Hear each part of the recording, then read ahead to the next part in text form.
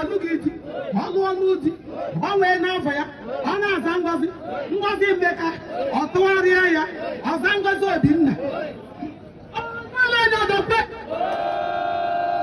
Ndino madalo na dokwe ndino dalo na do ọmọ dikena ọdụtara asaga echi niile ọsị na ali ọnwa ali nna tie ịdị mbụ na-atọ ya ị ga-akpọkwa ya ọzọ ndị elita ali nna ti ịghọrọ m ihe dị mma.